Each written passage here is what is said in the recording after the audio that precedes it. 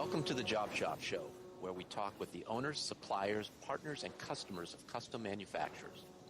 Listen and learn the secrets of top-performing job shops, the tools, techniques, and backgrounds that have made them successful, all in the quest of raising the bar for custom manufacturing.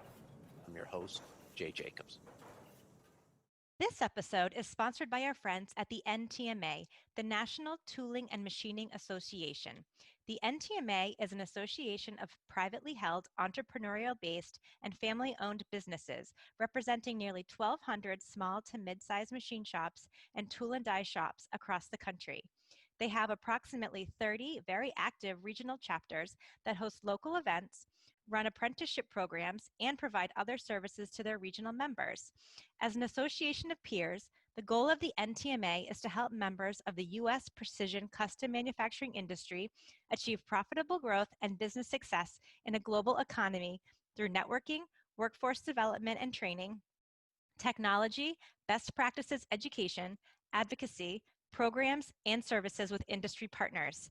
To learn how your company can get involved with the NTMA, including how to join, visit ntma.org.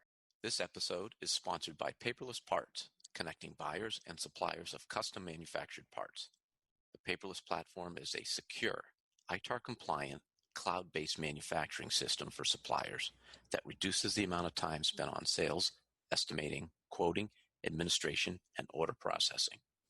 It offers seamless integration with the accounting and ERP software tools that shops already use, such as QuickBooks, E2, and JobBoss.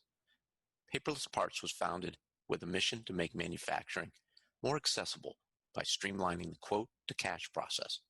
Spend less time quoting and more time selling. Shazam! This is Jay Jacobs. Welcome to the Job Shop Show. I can't wait to get into our conversation today.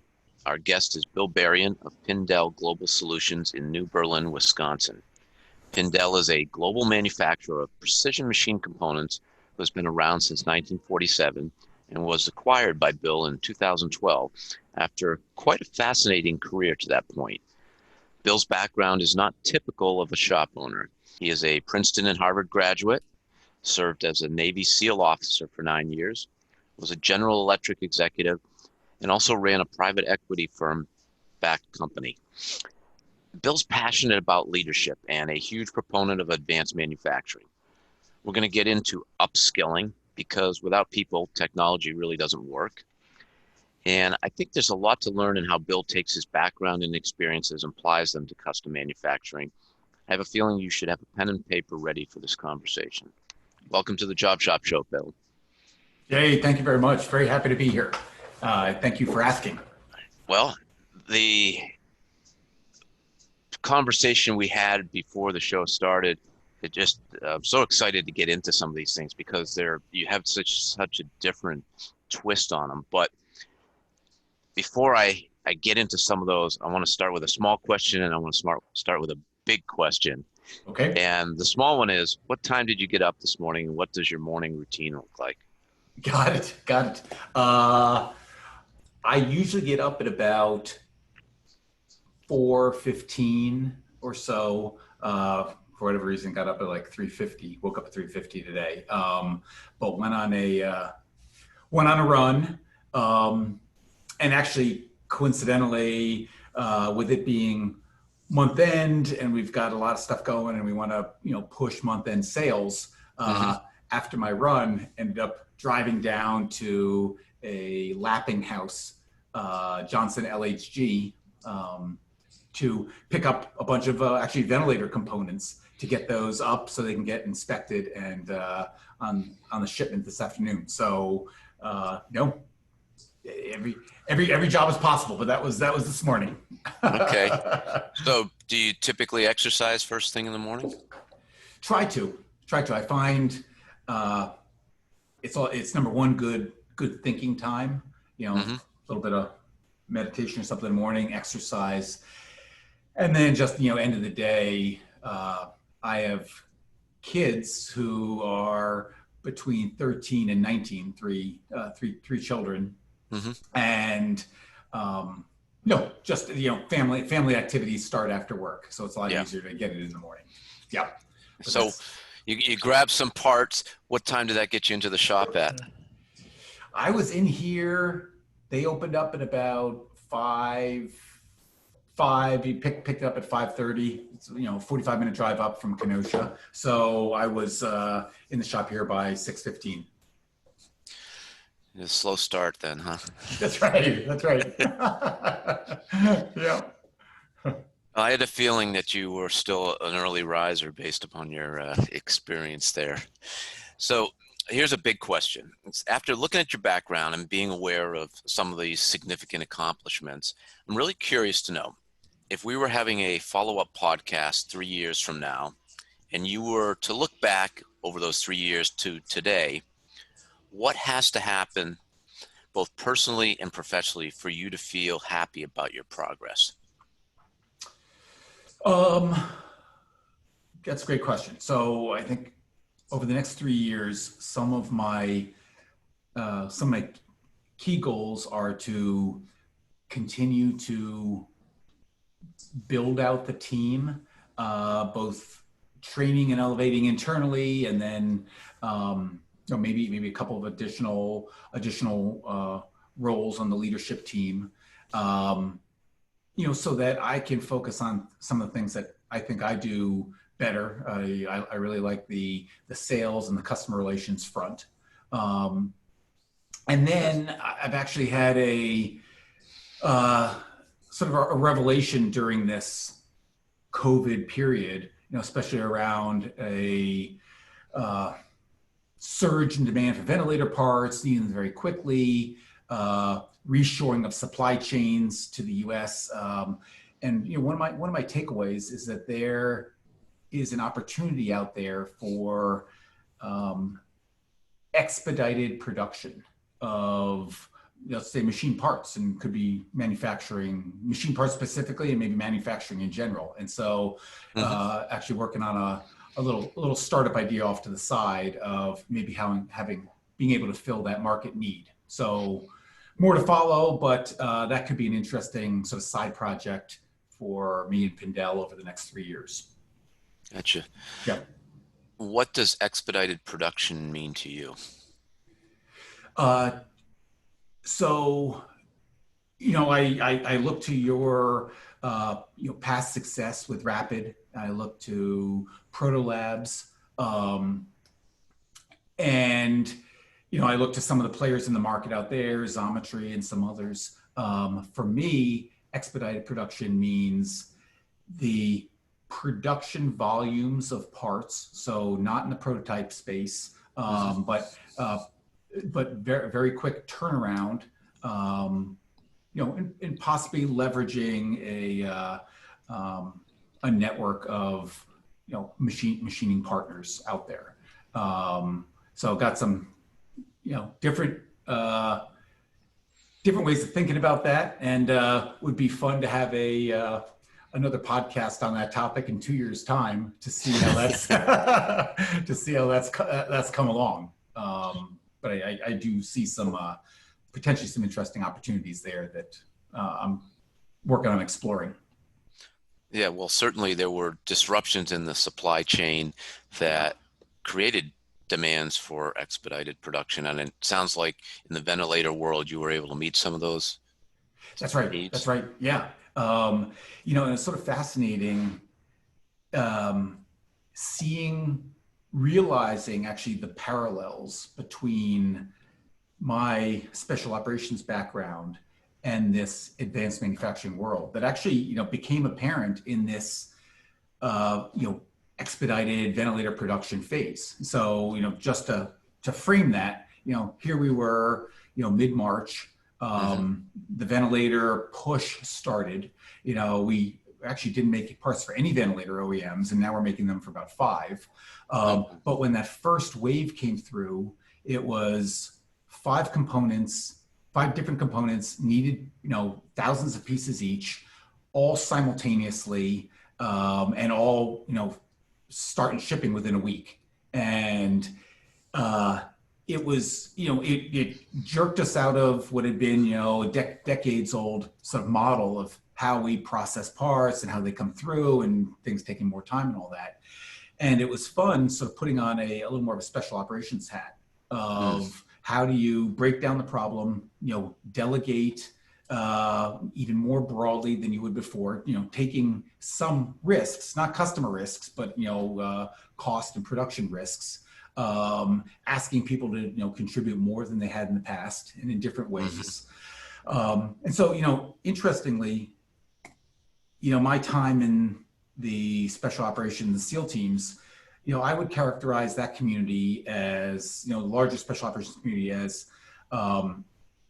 highly cohesive teams, highly capable, enabled by advanced technology and trying to do outsized and aggressive things. And I actually believe that same set of words applies incredibly well to the advanced manufacturing world, where you do have small, highly cohesive teams, highly trained, it is a very skilled workforce requirement, enabled by advanced technology. You look at a Swiss machine. I mean, that is incredibly advanced and incredibly automated, but, requiring this high level of skill, and trying to do outsized things. You're trying to, punch above your weight as a team, as a business, and frankly, I think as a, US based industry, I see a future opportunity for the U.S. to be the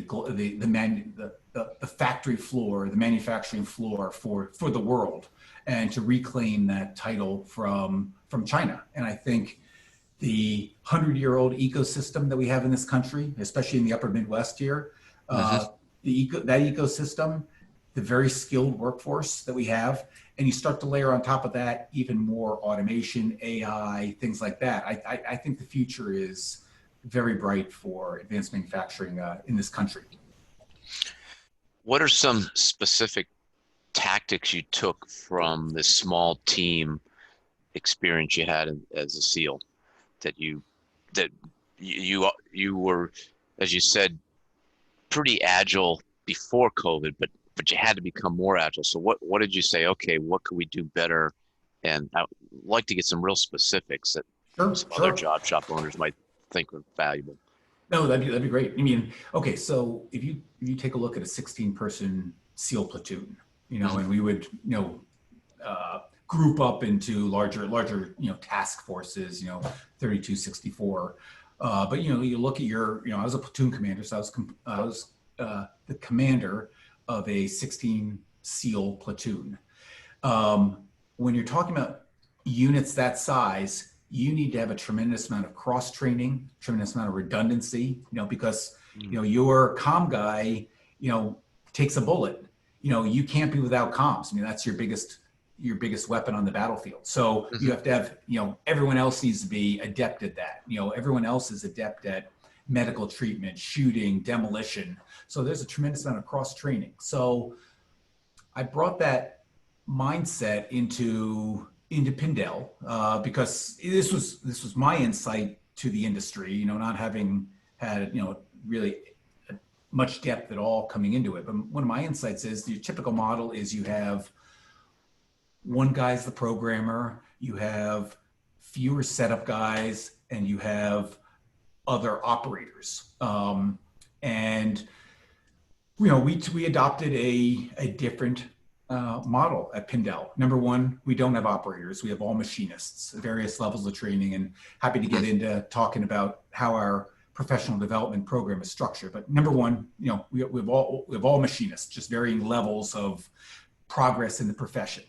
And that, varying levels means some of those machinists that might be normally running a machine, well, they're capable of, setting up some parts too. And, having the confidence of the team and, various levels of difficulty of parts. But also, going down to the typical model of you've got one really skilled programmer and all the programs funneling through them, through that person. Right. That's a recipe for, what happens if that guy takes a headshot, gets hit by the proverbial bus, where are you? So over my tenure at Pindell, we have aggressively sent team members to part maker course, feature cam. We're just bringing in Esprit, and already someone that is not one of the traditional programmers is actually our first guy going over to the get the Esprit training. So you end up in this environment, as we did in mid-March, of 5 part numbers, brand new to us, highly complex, due in a week, need to go through simultaneously. We spread those among 4 different folks that could program. We opened up, there's a necessary capacity. So programming, setting up, going, and we had, production parts anodized, about an hour away, starting to ship in a week. And it was sort of that aha moment of, if that was the industry or has been the industry's typical model of, long tenured, work your way up a ladder and, into, become the sort of the gatekeeper in some of those highly skilled functions. We wanted to look at it differently. We wanted to, yes, that individual's technical machining skill might not be at a level where, you're pushing them into programming where there might be missteps and they might not fully take advantage of it. But I think it's easier, giving them individuals that additional programming perspective and the knowledge there, actually lets them backward fill some of their machining skills much more quickly. And so that, you Jay wanted to talk specifics. I think that was really, really one of the specifics, but it cascades over into, okay, how are we going to do the in-process check sheets? How are we going to do, the CMM programs? We have a number of people that we're sending to CMM training. We actually just have a Zeiss O-Inspect inbound, and part of that negotiation, hey, we're pushing for 2 or 3 seats at the Zeiss training for that. Again, not just one program. We need to, you don't want that, magic bullet to take out your one person in that. And one of our philosophies is, over time, we got to work smarter, not harder. Because if you go to the, Gardner's Top Shops show, where they profile and they create metrics around who are the top shops, the top shops are the revenue dollar return to employee, not to machine. And if you extend that thinking, what you're really saying there is you want to enable each of your employees to the maximum extent possible with productivity enhancing tools. So our motto is, look, number 1, we got to work smarter, not harder. Number 2, automation is not your enemy. Automation is your friend. Because if you can program it, set it up, run it, troubleshoot it, maintain it, that's your ticket to a higher wage. I mean, you gotta embrace that. You gotta invest in yourself. There are lots of Udemy courses, Titan of CNC, YouTube videos, and you need to let the company invest in you. So, yeah, a little long-winded answer, but it's a little philosophy. I love it, and I want to get back to a few of those things, but just to help the listener understand the context of what we're talking about, can you just tell us about Pindel, what you do, the size, number of people, equipment, just some of the basics real quick? Yep, great. So actually, you mentioned a Pindel Global Solutions at the beginning. It's actually a Pindel Global Precision. I'm sorry. Nope, all good. So company was founded in 1947, downtown Milwaukee. Multi-spindle screw machines. So it always had, Acme Gridleys, actually in the basement of a building down there, downtown Milwaukee. Came out just west here in New Berlin, I guess in the 60s, mid 60s. Still all multi-spindles until the 90s, got into CNC. But the traditional model was blanking off parts on the multi-spindle and then taking it over to the CNCs for secondary and tertiary operations. The multi-spindles, which we have 26 multi-spindles. They're in their own plant. What a tribute to human ingenuity. I mean, it is the fact that you can take a electric motor and through cams and gears be powering, 8 spindles, tooling going in, timing, and the volumes are terrific. So that is absolutely a great stool, one of the legs of the Pindell stool, that our industrial customers love it, because you can get that kind of complexity at volume, at price. It's great. And we have another facility that's probably about 40 CNCs and an assembly department. We just had delivered a Tsugami S206. So now we have 12 CNC Swiss machines. And part of our evolution, I mentioned the prior model of blanked off the multi-spindles, secondary ops and all that. We're shooting for parts complete. So the multi-spindles are largely doing multi-spindle only parts, and the multi-axis lathes and the Swisses, those are doing complex parts complete coming off there. So we've really pulled off of a lot of our machines that were secondary and tertiary ops, and those have been devoted to primary ops for other parts. So now we have give you the high level metrics. 2 facilities within a block of each other, total of about 95,000 square feet between the 2 plants, 65 employees, non-union, 2 shifts, 5 8s, 4 10s, as well as some creative thinking around some Saturdays, even some Sundays, how we get the team's help for those. About 30% of our business goes outside of the US, and we're actually on the cusp of incubating another brand to be called Liberty Precision. That is going to be the brand for our CNC building. So Pindell is the overall, Pindell Global Precision, the overall global company, and Liberty is going to be the high precision CNC division of that in one of the buildings. Try to appeal to the medical and aerospace markets, because we're hopefully 2 months away from our AS9100 certification. Why incubate a new brand and not just keep running with Pindell? Well, it's interesting. So in our brochures, we lay out this spectrum of capabilities, and from multi-spindles on one side to programmable B-axis, Swiss, Tsugami Swiss, CMM, O-Inspect, all that on the other end. And what we found was that if we get a customer on either extreme of that spectrum, the mere fact that we have capabilities on the other end of the spectrum is a turnoff. We would get the medical and the aerospace folks, and they would see, they still have multi-spindles.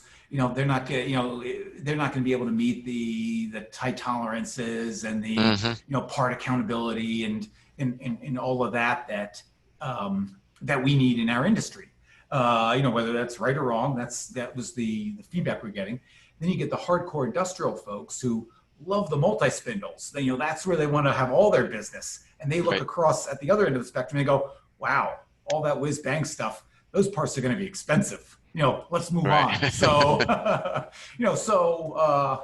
that's the reason, trying to do a little bit of marketing jujitsu. Yeah, I think it makes sense, because I kept at Rapid, I just called it Rapid as a overarching name, but we enabled the salespeople to go in and sell sheet metal specifically as Rapid Sheet Metal, machining specifically as Rapid Machining, and wire harnesses and cable assemblies, we had Rapid Wire Cable, because we didn't necessarily have the "we won't do business with you" argument, but it confused folks. And I think if you have a shop with a lot of different capabilities, I don't know what the solution is for every shop, because the situations are different, but if you're trying to sell a buyer a specific service, or the buyer is looking for a specific service, they can get easily confused, as you said, and have misconceptions about what all the other things do or don't do for them. Yep, I agree. So being really tight with branding and marketing, I like that idea. I think it's going to pay off for you.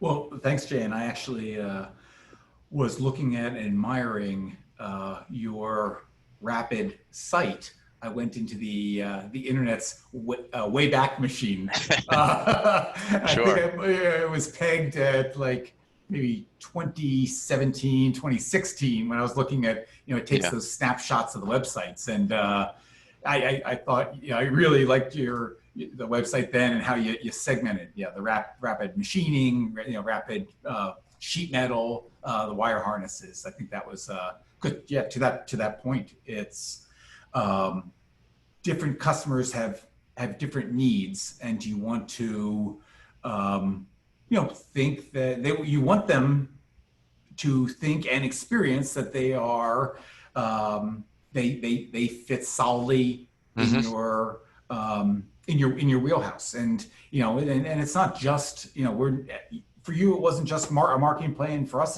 it's not a marketing play. It would be a different thing if we had all in one facility, and you might get that crossing a culture. I think that's an interesting observation. We had separate facilities because what I found is that the mindset for prototype and the mindset for production were like oil and water, and that they had to be separated. Otherwise, you would make people's brains fry. But that said, one thing that I would have liked to have done better is we didn't have a formal mechanism to bring people, say, from sheet metal into machining. And what I mean by that is perhaps the customer service folks or the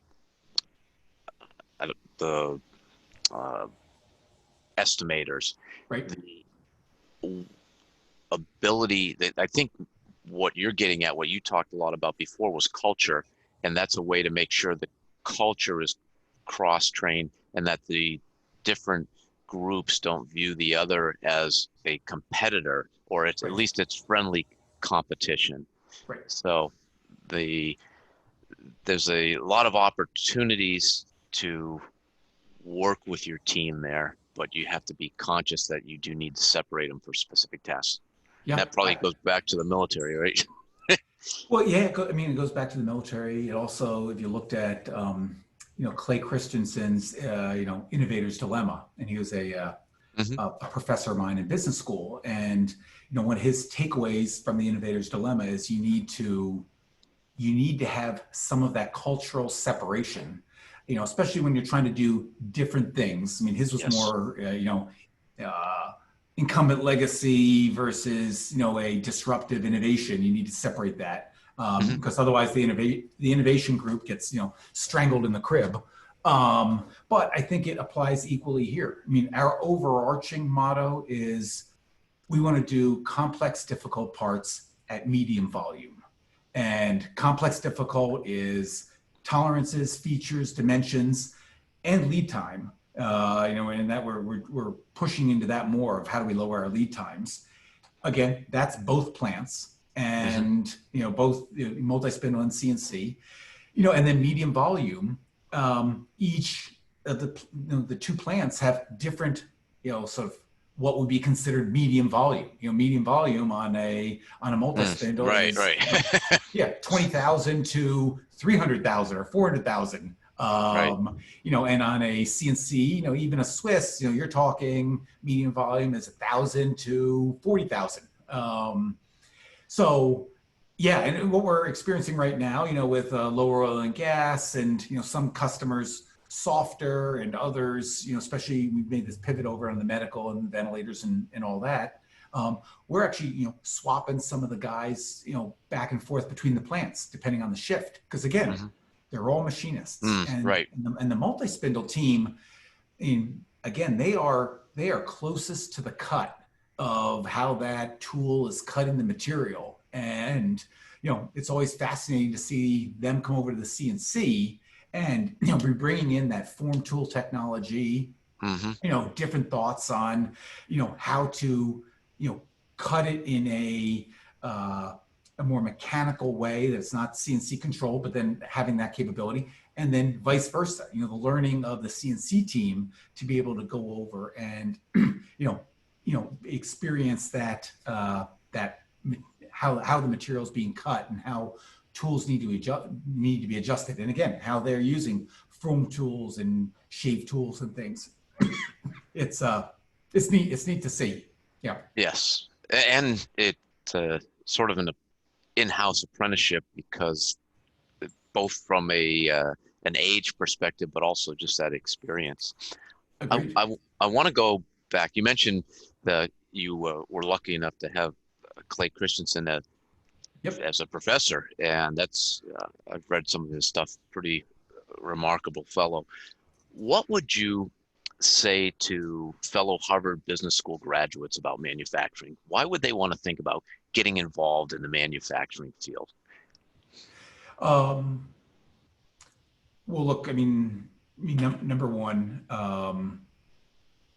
I believe, if we don't retain the ability as a country to, make things and to be able to move ideas into, physical goods, that, the success is not long for the country. So I think, number one, someone from a patriotic or sort of just looking at your place in the world, your manufacturing is, a critical skill and industry to maintain. So there's number one, that element of it.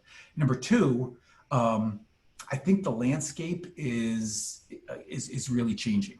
That from a companies like ours, our portion of the market, it's pretty fragmented, and you don't have really big movers. And so I think you have opportunities there to, number one, exercise leadership skills. Number two, strategic skills.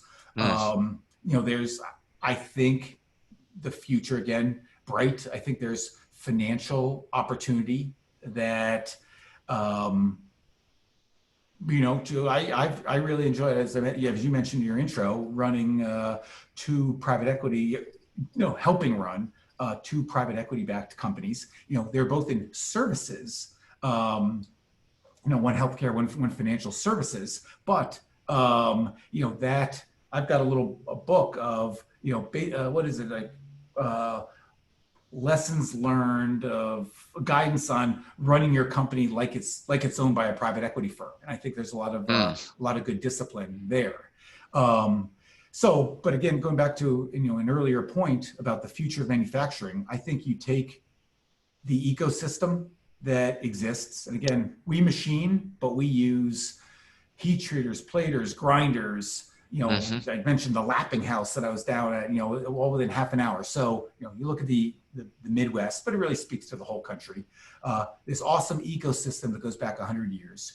You've got a skilled workforce with, the digitization of manufacturing, providing this great opportunity to use video game like skills and thinking now in a production environment. You look at a Spree program, CAM program simulation. It is, it's a video game in a way, and it's underpinned by, a lot of technical knowledge, but it's not your grandfather's style of manufacturing. No. It's not your father's style of manufacturing. We used to put out ads, like to play video games. Right. Come talk to us, and it worked. That the skills are transferable. That's right. To have, what is it? Quake or one of those 3D environment. Thinking around, lots of moving parts. Well, 3D environment speaks to a program coming off a Tsugami programmable B Swiss machine. How do you think of all the interactions? What's simultaneous? So, so in answer to your question, you didn't get a lot of HBS grads necessarily going into manufacturing. just as you don't get a lot going into sales, which I always think is a mistake, because sales is this awesome world and value creating world where it's about understanding your customer, what solutions they need, what you can offer. But I think I think it's an exciting future that I would encourage business school grads to think differently about. What we're seeing at Paperless Parts is that a number of PE firms are either moving into rolling up manufacturing or just being formed to roll up manufacturing companies, 5 to 20 plus $1 million shops. And they really see that the fragmentation, much like many of the other industries out there, the waste management, the automation, as you said, the digitization and the data that is starting to become available allow you to systematize a lot of what was not able to be done before. And Right. I think we're at the cusp. And if you are a graduate of HBS, you are a smart person and manufacturing needs you. So think about us. All good. Oh yeah. Yeah. I mean, that digitization, I mean, the circle is getting tighter and tighter. I mean, you look at, we take a SolidWorks CAD model, import it into a Esprit CAM program, moved over to SolidWorks inspection that generates the inspection sheets. Then over to the CMM, the Calypso CMM program. We have machine metrics that we're piloting on 20 machines on our floor. So real-time data. Yep. And I'm working with Lou Zhang, their machine metrics data scientist, on how do you potentially leverage that data to do predictive tool failure? Because it's just a label data problem, some supervised machine learning there. You work through those, then you work, the inspection system's coming right off. So the circle is tightening. And I just tend to think that those who can be part of the tightening sooner, hopefully they're the ones that can lead some of the roll up and lead some of the scaling in manufacturing. You mentioned that 30% of your business comes from outside the U.S. Is that is that shipments, revenue of parts going outside the U.S., but maybe being purchased within the U.S., or how does that all work, and how did you make that happen? Well, I can't say we made it happen. I mean, it over the 70 years of Pindel, started with some U.S. only OEMs that globalized, and maybe it's assembly plants in Mexico, or stuff in Canada or over in Europe, and we followed those customers on their global journey. So that's led to that piece of it. Now, Pindel, we're in the process of developing some machining affiliates in down in Mexico City, another one over in the Netherlands, and then one that we've had a long time relationship with over in China. Don't know exactly where that leads. It's the opportunity to share quotes, share ideas, get access to the EU, Asia markets, things like that. But it's in the Pindel global precision sense, it's the global customer complement, or a global production complement to a global customer legacy. So it's not really time intensive for the team, but it's another sort of arrow in your quiver that you can bring to perhaps a global OEM, saying, look, we can make some parts here at Pindel facilities in the US. We've got an affiliate down in Mexico that we're we're developing. In general, we don't, the machining down in Mexico, they're much more experienced and adept at assembly. The machining isn't developed, but we're trying to develop an affiliate down there, or continue to develop. I mean, they've already existed for a while, and then very sophisticated affiliate over in the Netherlands. So.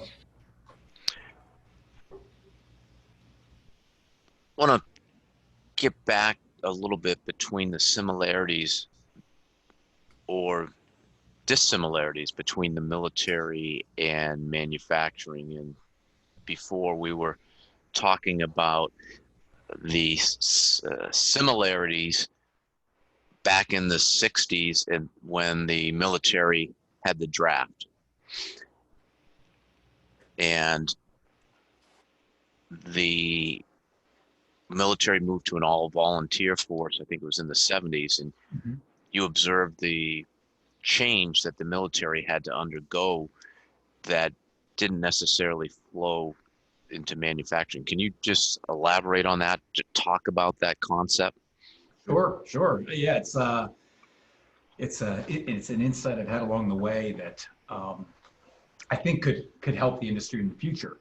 So my insight would be that up until the late 60s, early 70s, that manufacturing and the military were largely in line. And that being in line, sort of characterized by, on the military side, you had, all draft, you had the draft, and that's how, people weren't long tenured. They would come into the service, initial level of training, typically move out. You didn't have a lot of professional development, in that kind of a model. You didn't have senior non-commissioned officer academies. You didn't have rigorous selection for advancement of your non-commissioned officer ranks. And I think that was the biggest undeveloped gap in that period, I would say, was on the non-commissioned officer. So, sergeants, chiefs, in all the services.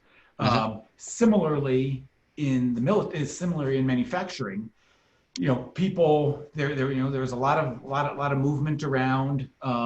You didn't necessarily stay with a company that long. There weren't structured professional development programs. It was smaller shops. A lot of what you learned was specific to that shop, so there wasn't a lot of mobility. There wasn't a way you could sort of carry your resume to other companies or other regions. But the break in that cycle was when the military went to an all-volunteer force. Very different model, where it's very difficult, and it's become even more so, very difficult to get into the military. Very high standards there of intelligence and conduct and ethics and all those things. But once you're in, terrific professional development programs, where especially on the NCO Corps, you are taking someone through their 20, 30-year career and having rigorous gates for advancement, advanced training and leadership and technical skills. I talk about how, technical the military has gotten in the weapons systems and all that. Unfortunately, at that same point, early 70s, the manufacturing stopped tracking to that model. They continued on their other path, but I'd say even got a little more challenging because you had globalization, you had, not a lot of investment in training, jobs being shifted overseas, different regions, different things like that.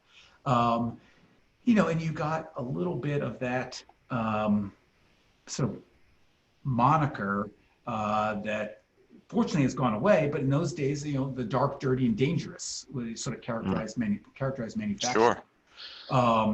Now I see, over the past 10 years and accelerating, manufacturing getting its legs back. That, going back to, realization of the ecosystem, the opportunities of automation, CNC Swiss, multi-axis lathe, 5-axis mill, all of that. You've got these professional development programs. You're seeing it in the high schools. You're seeing it in technical colleges, all of that. And you're getting professional development paths that can carry an individual through, through a career. And, one of our beliefs at Pindell is that everyone is looking for and deserves a profession.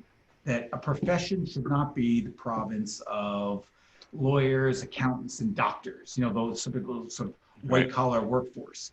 No, I mean, everyone is looking for a profession. And by profession, it's something that, what they're devoting their time to is going to accrue value, that it be valuable as it is, that it be enduring. It's not here today, come tomorrow, and that it be transferable. That, if you leave your machining role at company A, you should be able to easily convince company B of what your value add is, and that profession should follow you. And to that end, at Pindell, we've created what we call the Pindell Professional Development Program. So we have 6 levels of machinist, 6 levels CNC, 6 levels of multi-spindle machinist. Each one of those levels, we have required courses, online courses through Tooling U. So, level 1, these are the expected classes. Level 2, on and on. We have at each level required on-the-job, sort of skill fluency demonstrations. So not just retrain, check the box. No, are you able to demonstrate that for a level 3 multi-spindle machinist, there are some rigorous skills you need to demonstrate you can do. Similarly on the CNC side. And the last part is on the transferability. We've integrated in NIMS credentialing. So I think it's like National Institute of maybe Metalworking Science. And they have 3 levels of CNC credentials, 3 levels of multi-spindle credentials, as well as industrial maintenance and quality. They now have a programming, a CAM programming credential. So what is the name of that organization again? Well, the acronym for sure is NIMS. Okay. November, India, Michael Sierra. It's something like the National Institute of Metalworking Science, and they have. And so their role is to provide a standardization of what skills mean for a role. They provide standardization of the skills, and then they provide a requirement if you want to credential someone at that level of third-party confirmation that the individual has that. So this is something the machinist can carry to another employer if something happened to Pindell, because of course they would never leave you. That's right. But in their best interest, you want them to have that professional, because it helps on the come in too. When you're talking to high school students and all that, and most importantly their parents. I mean, again, everyone wants a profession, and most importantly, parents want a profession. They want to know that you're getting into this profession track that is going to be, again, accrue value. It's going to be enduring, and you're not going to be beholden just to Pindell or just to XYZ manufacturing company. So that's part of the sales pitch is to the parents. And so those are the elements that we go for. Does Pindell pay for all the courses and all this stuff that's absorbed by you, not the team member or? Nope, absolutely. And if Jay, I could segue on that note would it be okay to segue into some thoughts on upskilling? I would love to have you do that, but I want to ask you though. Okay, good. First, and we're going to get there. The mindset of a shop owner. So you are spending all this money to help your team members gain skills, which they can be credentialed to and they can carry with them. But as you help them improve their skills, you make them more valuable and they should be paid more. And do you pay your team members more once they get those skills and credentials? Yes. Yeah. I mean, our motto is more value created more value captured. So, if the individual can create more value through their, time, effort, and attention, we want them to capture more value, both in terms of wage growth, bonuses, incentives. We actually launched what we call here the 250-50 plan. So we launched this last year. 250-50. So rolled it out to the team, and the goal there is in 4 years we want to double the size of the business. So that's the two. We want to increase by 50% the gross profit percentage of the business. So if you're doubling it, you don't want to. It means every one on the payroll needs to contribute more value, as opposed to double the business, double the headcount, which we don't want to do. So everyone needs to contribute more, and also you migrate into higher margin parts, and trim the laggards, and try to invest in the good ones. And then the last 50%, the last 50 of the 250-50 is over the next 4 years, if those first two work, we would like to increase by 50% everyone's compensation. Whether that's, it's not necessarily on wage, it's incentives, it's shared upside, elements like that. But that's only possible, if you run the models, that's only possible if you do the first two well. And to that end, you're on that journey. You are asking people to, in order to achieve those goals, to create more value, which is, create more value. It's either, increasing the time they devote, or it's increasing the value per unit of time. And that requires the training, and that requires the investment in the technology, whether it's Swiss or CMM, or, it's down to the, how do you increase the capability of your shipping team? How do you putting all this stuff in boxes and all that, okay, with, tape dispensing, things like that, or shipping technology. So that's the, you're right. That's the progression.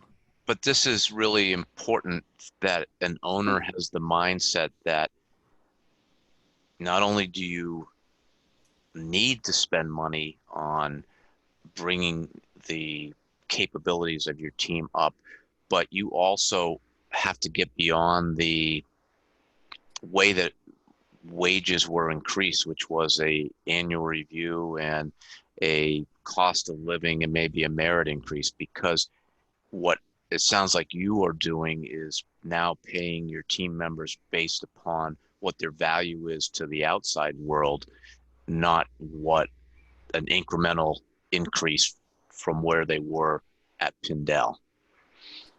That's right, Jay. I mean, it has to be, and that really raises your costs. So but as you say, if you are doing all the right things, the productivity outraces the costs that you incur with the labor increases. Right. It does. And, but that's hopefully, again, made up by increasing sales, and then, increasing value output per individual. Right. So, frankly, as I look at Pindell, I feel we could be double or more the size that we are, without significantly more investments, without, really that many more team members. And, if anything, we're sales constrained. We're looking for those opportunities. When I acquired Pindell, the Mark Pindell, the prior owner, was sole sales, sole quoting, and a lot of customer service. And a tremendous amount of service to the legacy customers, but wasn't able to do a lot of new customer acquisition. We've since moved to a manufacturing rep model, which we are very, very happy with. And we see a lot of good traction, if you find the right teams there, which we have, and additionally, so, if there are any listeners out there that are looking for open capacity, please call. So honestly, I think, it's as I say to the team, with sales, anything is possible. So, That's right. all your wildest dreams, we can make happen with with the right level of, sales and, obviously profitability, but you want to be on that journey there. Sales make the magic happen. I promise that we give you some time to talk about the upskilling.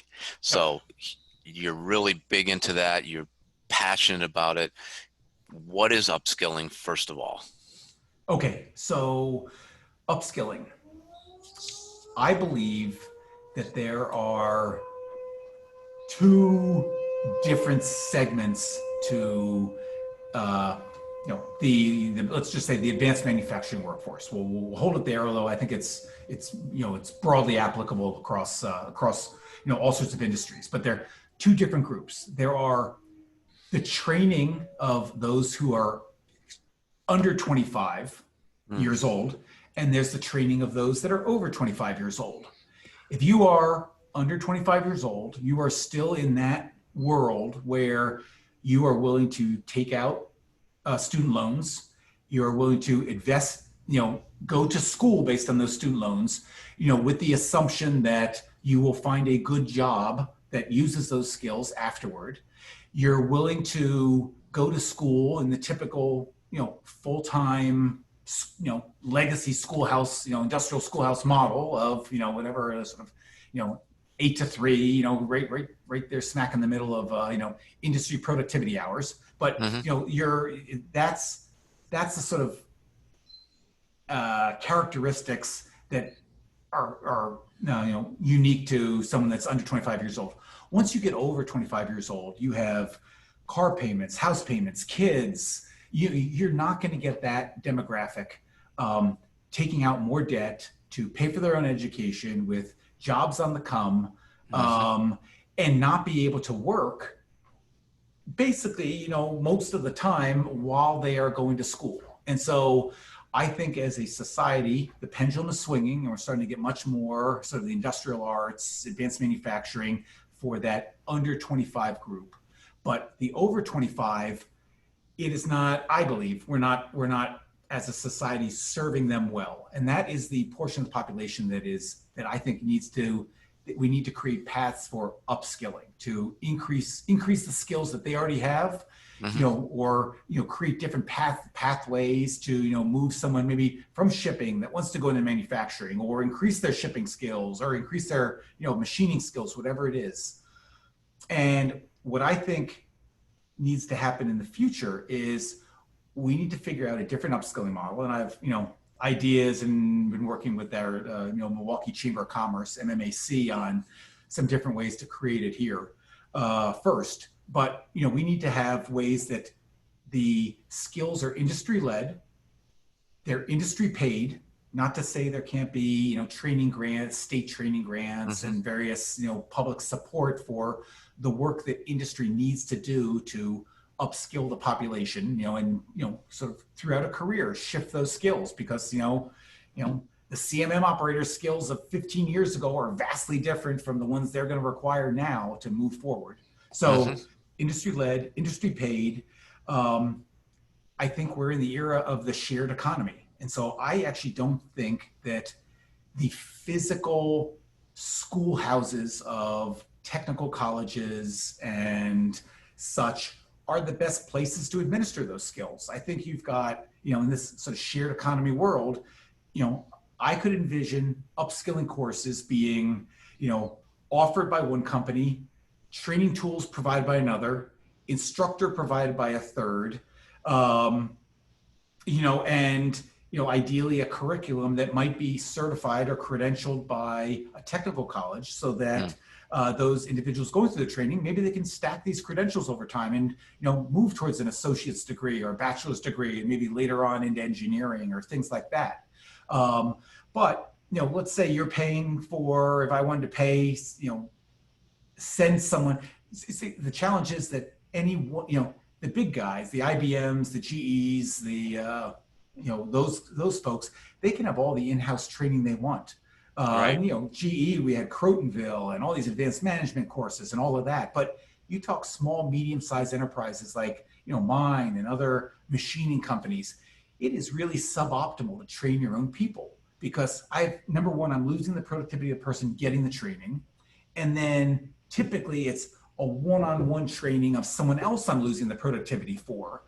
So you're losing this Right. It's expensive to do it. But if we can create this other model, I'd love to be able to send someone to, more advanced machining skills. Maybe they're going to, a company right down the street with a instructor that's, contracted to come in and talk. And, their metrology tools are being provided by, training tools being provided by another company, and for whatever the fee, let's just say it's, $100 a day or something like that. The company that provides the facility, okay, they get 10% of that fee. The training tool company, they get another 10%. The instructor, they're getting 20% of the fee. But you have a class of, 15 students for a week coming from all these different places. And we're the industry, we're leading the curriculum. We're paying for it because it benefits us to have that person elevated in their skill set. Right. And so, that's one. I don't want to jump to the solution, but the bigger thing is to recognize that we have a challenge. We have a gap because technology is moving fast. It's not just advanced manufacturing. It's, it could be, how do you increase someone's Excel pivot table skills so they can do more data analytics in their office job? There are all these, as a society, we need to figure out how we take that older than 25-year-old population and provide a lifetime of different pathways that they can pursue that are going to benefit industry, but they really benefit that person as well. So that's my little spiel on upskilling and talent development.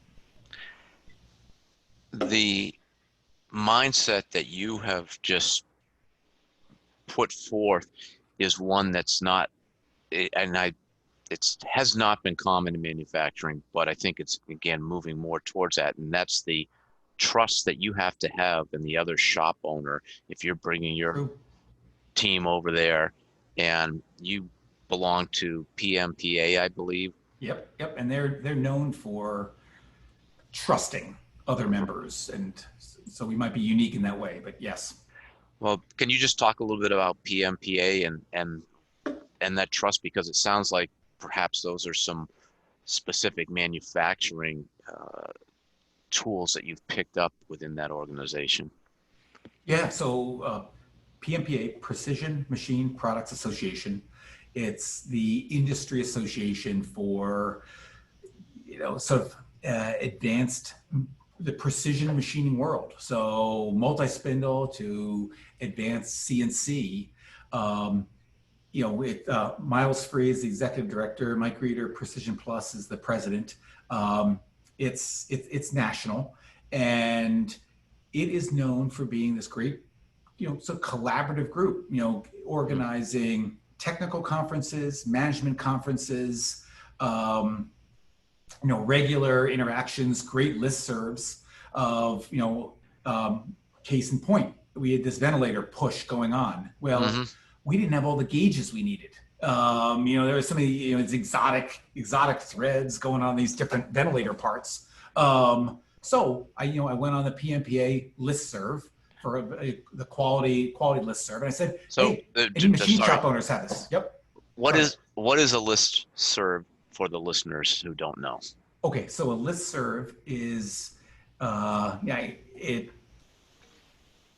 once you are registered in the listserv, you can send an email to the listserv address, which then distributes that email, on a individual basis or a daily aggregation or a weekly aggregation to all the other members of the listserv. So they, all the members of the PMPA quality listserv will receive my question, let's just say within minutes. And, they can then answer. They can answer me individually, or they can answer the listserv.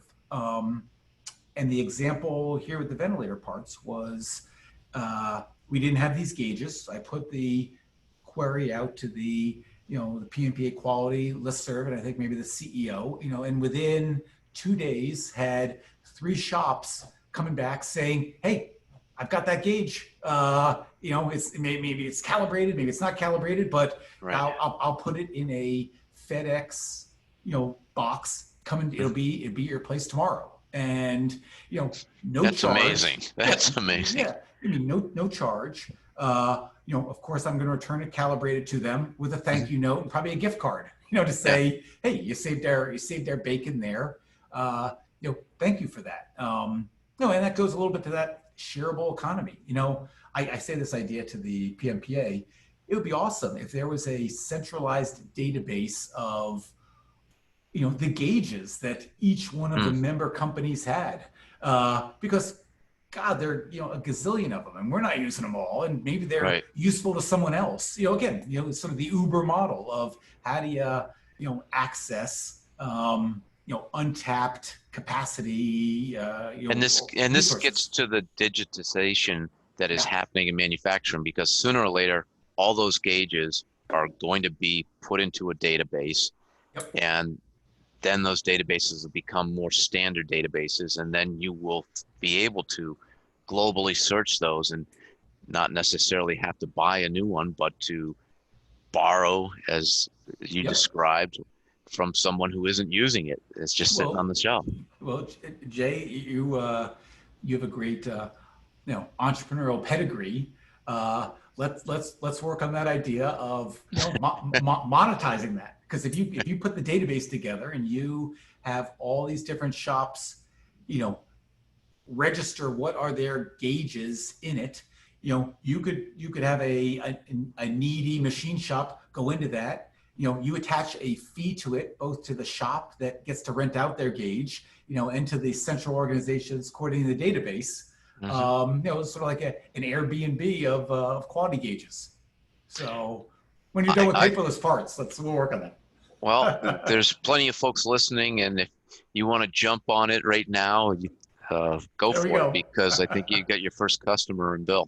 There we go. Before we go here, one thing that is very clear is you are incredibly intentional and deliberate in what you do. And do you think about things in that way, or is that just who you are, or what sort of tools do you use to go about being intentional? I guess that I've always been intentional about stuff. You want to, serve, be part of have a goal, have an objective, whether it was in the SEAL teams, whether the GE, or, I had an ambition of acquiring a precision machining company, acquiring a company, I didn't have any specifics around it, way back when I was in the Navy and business school. But when you go on that, when you have that ambition, you got to fill in the details, how are you going to get the skill set to do well at it, and how are you going to get the capital? And so it's a journey in the interim. So I think always intentional there. I would say my sort of knowing myself, one of my challenges is I probably really need an executive assistant to, if you do my personality profile, I'm much higher on the autonomy, the drive, the forward thinking, but my attention to detail is off the charts low. But are you going to work on your strengths? Are you going to work on your weaknesses? I'd rather build the team around, my weakness, someone else's strength. So I like to say, amplify your strengths, protect your weaknesses.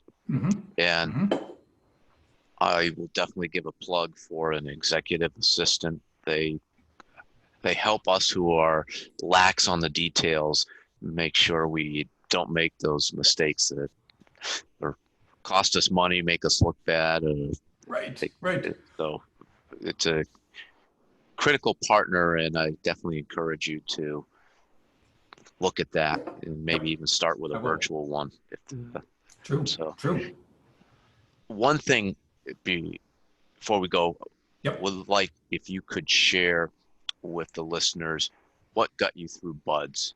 And I thought that was really, it's something that is applicable to everyday life for everyone, I think.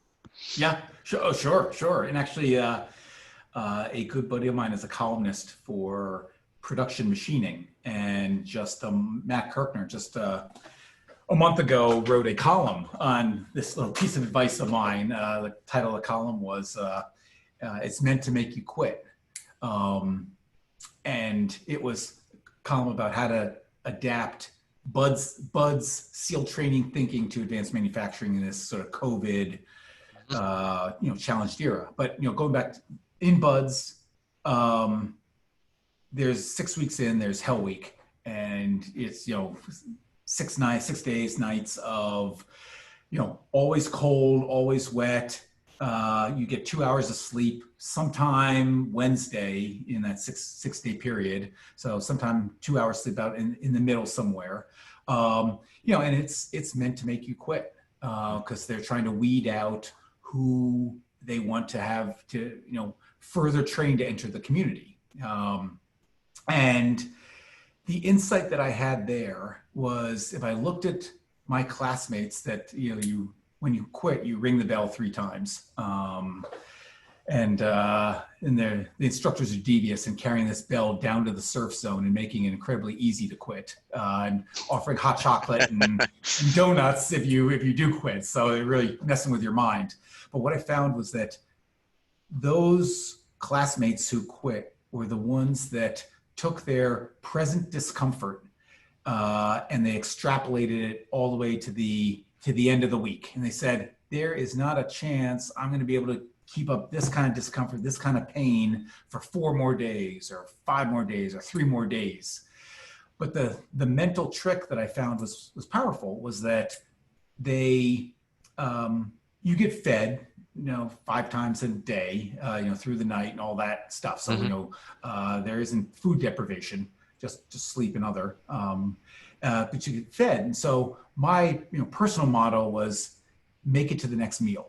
So, don't extrapolate to the end of the week, just deal with your present reality, make it to the next meal. And, after that, make it to the meal after that. And I thought I share that with my kids. I say, if you, homework or exams or whatever it is, okay, just make it to the next meal or the next afternoon or the next day. Don't, again, extrapolate. And frankly, I'd say it applies, as much to those of us in, manufacturing in this period right now where the article came out in the Times just this morning with GDP down 30% or something like that in Q2, record low oil and gas prices, COVID, hobbled demand, all of this, I think, for my peers and the advice I take for myself is, okay, let's do the equivalent of making it to the next meal. Let's not, extrapolate, cash flow challenges, sales challenges. Let's do today what we can do today and not get caught in our head that it's, the end of the world or, the end of the manufacturing dream that you've always harbored. So hope that's helpful, mental trick there. Well, I think it is. It's, you just put your head down and get it done and focus on what's in front of you and what you can control. And doesn't mean you're not thinking about the future and the different scenarios, but you can't dwell on them. Right. Yeah. Well, this was so much fun chatting with you. I awesome. love how you're approaching running your own company. Congratulations. It's been a while now, but you're still in the middle of it. Sounds like you have a lot more that you want to do. Anything else you want to share and anything we didn't cover that you want to get out there? No, I'm a big believer in collaboration and teamwork. So, a lot of you have a lot of listeners in the manufacturing job shop industry. So I just say, you're not alone in the trench. So reach out to others. Could be as simple as a coffee, or as as much as joining an industry group or something like that. Because it does get lonely in the ownership seat. There stuff you want to share, don't want to share. There aren't others you can necessarily confide in. I've been fortunate. Mark Pindell, who sold me the company, still is staying in touch. We talk a couple of times a month. His name's still above the door. And so that's been nice, because of all the people in the company, he's the only one that's, sat in that leadership seat. So that would be just a piece of advice to other listeners. I think it's great advice, and I really encourage folks to get involved and to find peers where you can have the conversations. So helpful. Awesome. All right. Well, really appreciate your time today. So much for the listeners to take away. And what I think I heard over and over is that you have a plan, you got a mission, and bite off the small chunks to accomplish it. So thanks for sharing some of those nuggets and getting into the approach and the mindsets that you use to make it. How can people reach you? With COVID and ventilators and all that, I've really realized the power of LinkedIn. So, pulling my name off of your podcast description down below and popping into LinkedIn and sending a message. Otherwise, Bill B, BILLB at Pindell.com. So any of those, and happy to engage. So, I think, we're all, trying to accomplish the mission and take care of the people. So we're all in it together. Good stuff. And you, the listener, hope you had some relevant takeaways today. How can you be a part of upskilling your people, both in the shop and hopefully within your community? And are you willing to pay someone to learn and then pay them more once they've learned it? It's a really critical mindset, but I think it'll pay off for you. Until next time, keep those spindles turning and those lasers cutting. Have a wonderful day.